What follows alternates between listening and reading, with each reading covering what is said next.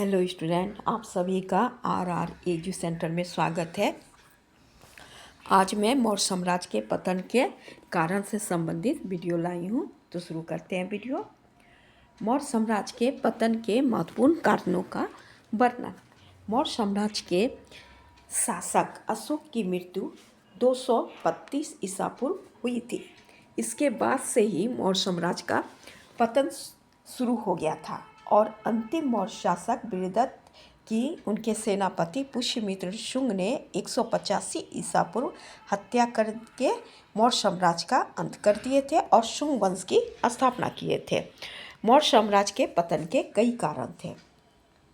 पहला कारण अशोक की धार्मिक नीति। इतिहासकार R.S. शर्मा और महोपाध्याय हरप्रसाद शास्त्री ने मौर्य साम्राज्य के पतन का मुख्य कारण अशोक की धार्मिक नीति को बताए हैं। शास्त्री ने लिखे हैं कि ब्राह्मणों की प्रतिक्रिया ने मौर्य सत्ता को खोखला कर दिए थे और साम्राज्य छिन्न भिन्न हो गया था।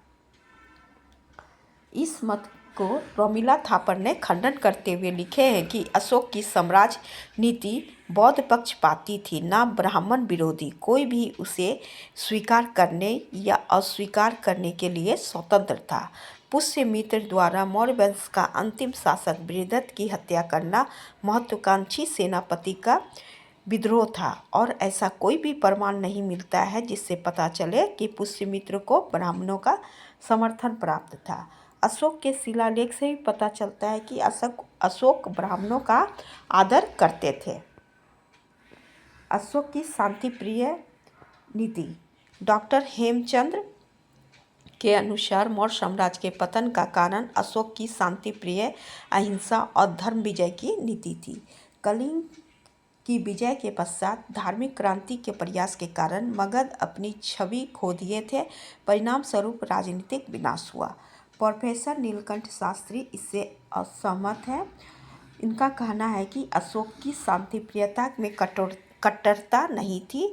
उसने 13वीं शिलालेख में आदिलिक जातियों को चेतावनी दिए थे कि यदि धर्म के नीति का पालन नहीं किया जाएगा तो उन्हें दंडित किया जाएगा, जो इस बात का प्रमाण था कि आवश्यकता पड़ने पर अशोक बल का भी प्रयोग कर सकते थे। किंतु इस बात को अस्वीकार नहीं किया जा सकता है कि कलिंग विजय के पश्चात अशोक ने युद्ध को हमेशा के लिए त्याग दिए थे, जिस कारण सेना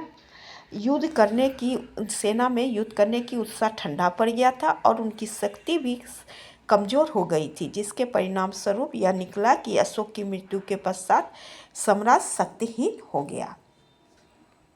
अयोग्य उत्तराधिकारी। अशोक के मृत्यु के पश्चात उसके अंधे पुत्र कुणाल शासक बने। जब वह सही तरीका से शासन नहीं चला सके तब उन्होंने अपने 2 पुत्र संप्रति और दशरथ में साम्राज्य को 2 भागों में विभाजित करके दोनों को शासक बना दिए, जिसके कारण मौर्य साम्राज्य कमज़ोर हो गया। मौर्य वंश के अंतिम शासक बृहदत्त बने, जो कि कमज़ोर और अयोग्य शासक होने के परिणाम स्वरूप पुष्यमित्र शुंग उनके सेनापति ने उनकी हत्या कर दी, जिसके परिणाम स्वरूप मौर्य साम्राज्य का अंत हो गया और शुंग वंश का प्रारंभ हुआ। साम्राज्य की विशालता। मौर्य साम्राज्य क्षेत्र की दृष्टि से बहुत विशाल था। मौर्य साम्राज्य लगभग पूरे भारत तथा अफगानिस्तान तक फैला हुआ था। आधुनिक संचार और यातायात साधनों के अभाव के कारण इतने बड़े प्रांत पर नियंत्रण करना अशोक के अयोग्य उत्तराधिकारी के लिए असंभव हो गया था, जो कि मौर्य साम्राज्य का विघटन का कारण बना। राजतंत्रात्मक शासन दोष। डॉक्टर हेमचंद्र रायचौधरी और रामशरण शर्मा के अनुसार मौर्य के दूरस्थ प्रांतों के शासक द्वारा कर्मचारी अत्याचार करते थे। वे लोग दूरस्थ प्रांतों पे उनके कर्मचारी अत्याचार करते थे। वे लोग प्रजा से ज़्यादा कर वसूलते थे। इसके अलावा प्रजा पे अत्याचार भी करते थे। अशोक के कलिंग अभिलेख से इस बात की पुष्टि भी होती है। उनके काल में कर्मचारी सुदूर प्रांतों में मनमानी करते थे। इस कारण अशोक के बाद अत्याचारों से तंग आके सुदूर प्रांतों ने अपने को स्वतंत्र घोषित कर लिए।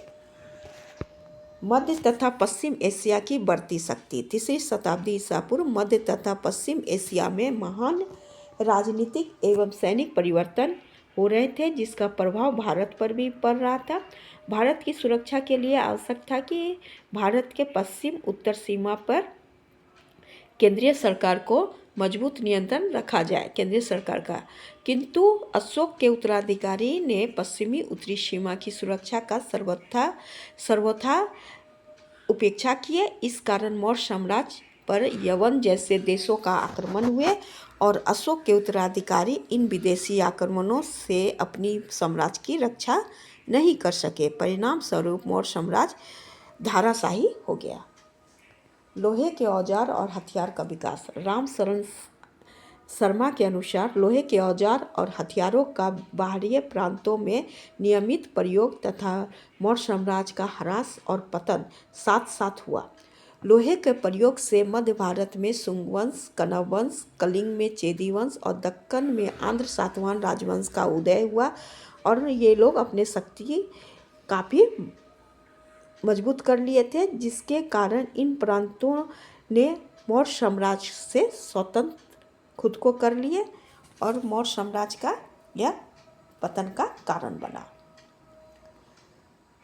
सैनिक शक्ति का ह्रास। डॉक्टर रोमिला थापर के अनुसार मौर्य सम्राट ने ना तो प्रतियोगिता परीक्षा आयोजित करके अपने अधिकारियों की योग्यता के आधार पर चयन करते थे और ना ही प्रशिक्षित करने की व्यवस्था किए थे। लेकिन इनके इस विचार का इतिहासकारों ने अस्वीकार किया है, क्योंकि चंद्रगुप्त मौर्य, बिंदुसार और अशोक के समय तक अधिकारियों का चयन प्रतियोगिता के आधार पर किया जाता था। किंतु अशोक के मृत्यु के पश्चात उसके उत्तराधिकारी निर्बल थे, जिसके कारण वे लोग अधिकारियों की नियुक्ति प्रतियोगिता परीक्षा आयोजित करके चयन नहीं करते थे और ना ही उन्हें प्रशिक्षित करने की कोई व्यवस्था रखे थे, जिसके कारण मौर्य साम्राज्य का पतन हुआ था। रिक्त राजकोष। अशोक ने बौद्ध धर्म ग्रहण करने के पश्चात काफ़ी दान धर्म करना प्रारंभ कर दिए थे। अशोक की इस उदारता के कारण राजकोष धीरे धीरे खाली हो गया। धन अभाव के कारण अशोक के उत्तराधिकारी साम्राज्य की रक्षा करने में, अस्त्र शस्त्र खरीदने, सेना को सुविधा देने में असफल रहे। परिणाम स्वरूप उनके उत्तराधिकारी साम्राज्य की रक्षा नहीं कर सके और मौर्य साम्राज्य का अंत हो गया। मौर्य साम्राज्य के पतन से मेरा वीडियो यहीं तक था। Thank you.